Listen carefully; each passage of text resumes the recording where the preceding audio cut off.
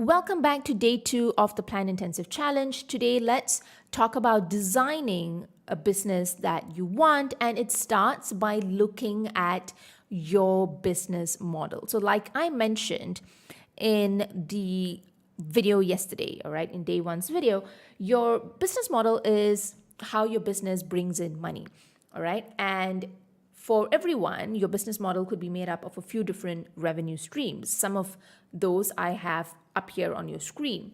Okay, you could have coaching or consulting or services, subscription, digital products, and so on. Now, your business model is not static. Okay, over time, you may choose to bring in new revenue streams. You may choose to increase the size of a particular revenue stream. And likewise, you may choose to reduce the size of a particular revenue stream. The mistake people make is to build their business model without considering their zone of genius. That's one thing, okay? But they also don't consider few aspects, all right? Emotional labor, season of life, trade-offs, and their value. Okay, so let me walk you through a few of these. Now, what is emotional labor? Emotional labor is a term that came about through a study that was done on a group of flight attendants. Okay, so flight attendants typically, they always have to be attentive.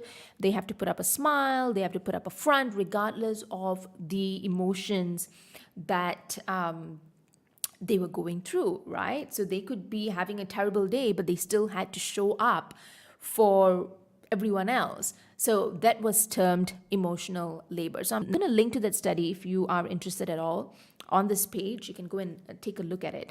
Now, how does emotional labor apply to the type of work that we do, to online business, to creators in general? Okay, now it can show up in a few different ways, right? When you do coaching or consulting, and when you meet with a client, you are holding space for that person. Now, regardless of whatever you're helping them with, it could be fitness, health, it could be family, it could be business, it could be anything. Okay, when you hold space for a client, okay, you be attentive to their needs, you're putting their needs first. There is a certain amount of emotional labor involved. Okay, same thing goes with providing support for whether it's your programs or your courses. Okay, when you have to provide support in a group setting, when you go live and you answer questions, okay, when you are on Voxer or Mighty Networks where you've got your group there, whatever that might be, there is a certain amount of emotional labor involved. Okay, and all of us are suited to emotional labor in various different extents. Okay, so this is why some people, they can have 5-6 client calls in a day and they can still be, they can still be thriving and peppy and go on. But for others, the maximum they can do is 1 to 2 client calls. Okay, so this goes to the amount of emotional labor that we all can extend. And all of us are different people. We all have different temperaments. We all have different personalities. Okay, so sometimes we don't realize why we are so miserable at work.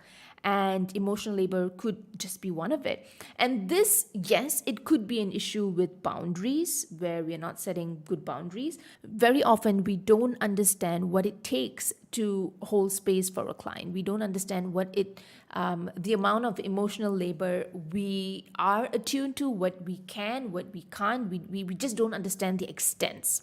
Okay. Now, the next thing is season of life. So we all have seasons of life where, sometimes we may have to take care of an aging parent. Perhaps we've got, kids under 5, under 10 that need a lot of attention. Or sometimes we are, there is a certain aspect of our life that needs a little bit more attention, that needs to be taken care of more closely compared to other aspects. And this could very well be your health as well. Okay, so this is another thing that you need to consider as you are looking at your business model. And if you're assessing it and you're wondering, okay, what is making me miserable? What is making me exhausted? Okay, and think about, could this be because of emotional labor? Or could this be because it's a season of my life and, I just need to claw back some time for this? and what are the trade-offs. So if I'm going to be clawing back some time because of my season of life, or because I'm just so exhausted from doing client work or coaching work, then what are the trade-offs and how do I make that up? Because in any decision that you make, there are always trade-offs, and this is something that we don't realize and we don't understand as well. Okay, it's very good to say that yeah, I'm going to decrease my coaching hours or my consulting, but all right, where are you going to make that up?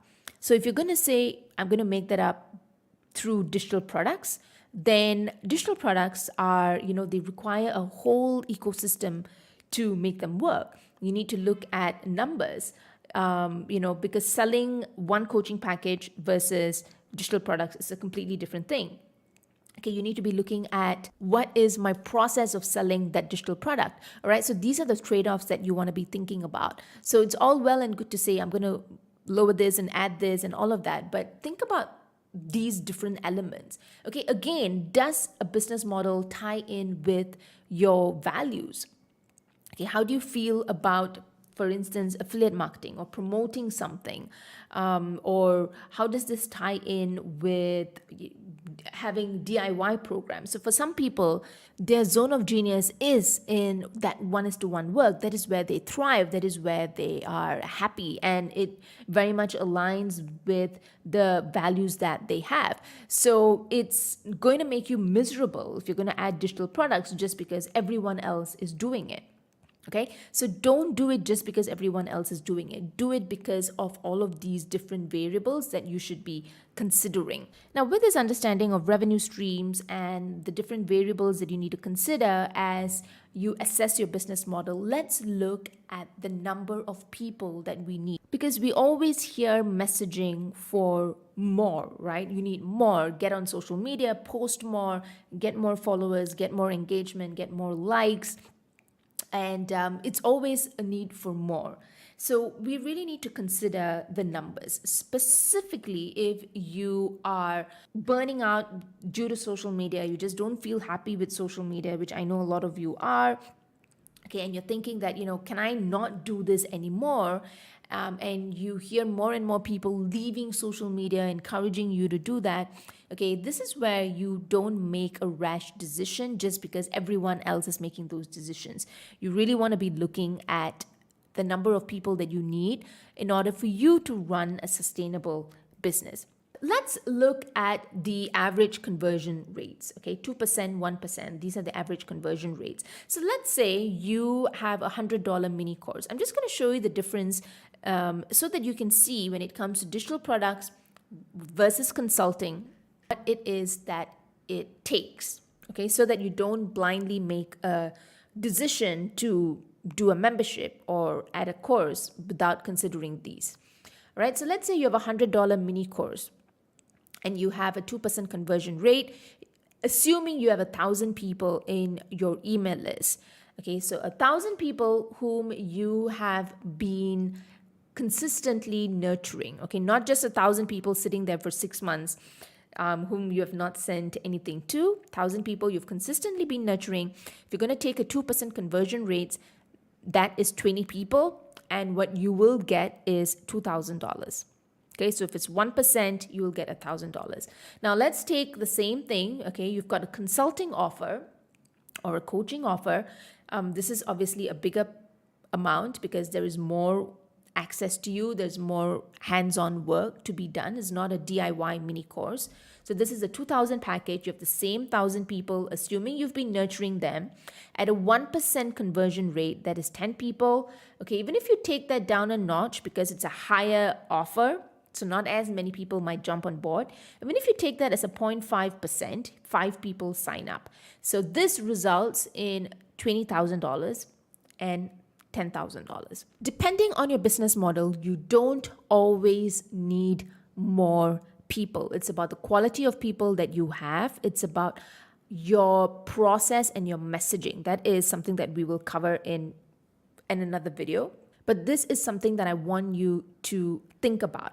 Okay, and the key thing here is, you may hear people asking you to have a subscription, asking you to have a membership, asking you to do digital products, all right? But digital products, memberships, and subscription based revenue streams require a certain scale in order for you to be able to meet certain numbers. So if you're going to be able to meet your baseline revenue and pay your bills, pay yourself, all right, I just want to let you know that these revenue streams in general require a certain scale. What this means is that you need way more people in your audience in order for you to meet your baseline revenue, which is why I've always said that the easiest way to bring in an income, okay, or revenue is to offer a service. Okay, offer a service of some sort. That's the easiest way to bring in money on the table. That said, this does not mean that I am discouraging you from having a digital product or membership or a subscription-based revenue stream. Okay, so I, for one, am someone who started off only doing digital products. I did not have consulting or coaching for a good 6 years of my business. And that was an intentional choice, okay, because of things going on in my life, season of life. I also had to consider emotional labor. I also had to consider time zone differences. All of these factored into how I chose to build my business model. And at the same time, due to that, I did have trade-offs to make. I did have to consider the numbers, okay, because I was doing digital products. Does this mean that you should never consider digital products or a membership or a subscription-based revenue stream? No, but what I would like you to take a look at is consider your stage of growth. Are you at the right stage of growth to consider these revenue streams? Okay. And if so, then be very aware of the numbers that you need to be bringing in. Okay, because certain times people would say that, I want to be bringing in this amount of money, and the numbers that they have, okay, just don't make sense. Okay, it's very easy to say, I want to be bringing in 30,000 or 50,000 for that launch. But if you don't have the numbers to make it up, even if you base it on above average conversion rates, then, those numbers just don't make sense. So by all means, go for digital products, memberships, or subscription-based revenue streams, but consider your stage of growth and get smarter with your messaging. So it does not mean that if a digital product, you have 2% conversion rate, that is like the average conversion rate, but you can absolutely get smarter with your messaging so that you draw in more of the right people, okay, and you're also able to sell more. Okay, so that was the only way I was able to survive and have a sustainable business, being a team of one with occasional contractors and having digital products, okay, was to get smarter with my content and the messaging that I shared. Next thing you want to do is, yes, you want to have a predictable profit plan that brings you income every single month. Okay, so for that, what we're going to be looking at is to determine your baseline revenue. Okay, determine how much you need to make each month to cover expenses and pay yourself. If you don't already have this number, you want to be looking at this number. Okay, the next thing you want to do is to reverse engineer your campaigns based on past data or conversion estimates, right? So with this assessment of your business model, okay, looking at, your emotional labor, looking at your season of life, and then also looking at the numbers, okay, in terms of, okay, if I'm having a digital product, this is how many people I need to bring in. If I'm going to be, having consulting or coaching, this is what is the number of people that I need to be bringing in or getting my offer in front of. Reverse engineer your campaigns. If you have past data, look at that. Okay, with this information, what you want to be doing now is do a brain dump. All right, look at existing offers or programs that you will continue to run. Look at existing offers or programs that you want to retire. If you've looked at it and you're like, hey, this is just not working anymore. It's not worth my time. It's not worth my energy compared to the amount of money it's bringing in. I'm just want to retire that.